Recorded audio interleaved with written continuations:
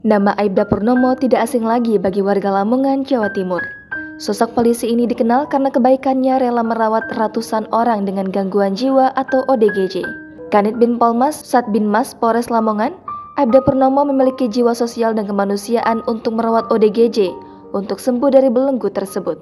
Aibda Purnomo menilai ODGJ adalah manusia yang membutuhkan uluran tangan, sehingga tidak sepantasnya dianggap menakutkan.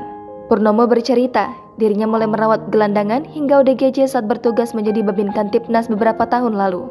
Dia mendapat dukungan dari sang istri, Lilik Ika Wahyuni, untuk menampung gelandangan hingga ODGJ di rumahnya di Desa Nguok, Kecamatan Modo, Lamongan, Jawa Timur. Menurutnya, ODGJ dan gelandangan juga manusia biasanya, yang memerlukan penanganan yang tepat sehingga mereka bisa dipulihkan. Selama ini, Purnomo telah merawat ratusan ODGJ. Beberapa di antara mereka ditemukan terlantar di jalanan. Penanganan ODGJ dilakukan dengan memenuhi kebutuhan mereka seperti memberikan pakaian dan makanan, melakukan perawatan, hingga menyediakan tenaga kesehatan jiwa. Tidak hanya itu, Aibda Purnomo menggunakan uang tunjangan operasional dari kepolisian untuk kegiatan sosial.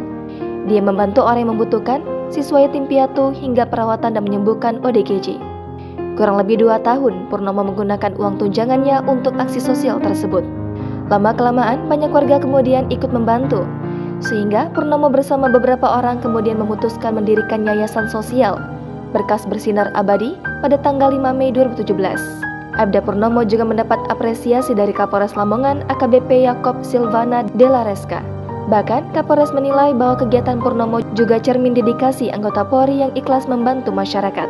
Yakob mendukung pengabdian Purnomo dengan menyerahkan 1 unit mobil station untuk operasional Yayasan Berkas Bersinar Abadi yang didirikannya. Jangan lupa subscribe, share, komen, dan like ya!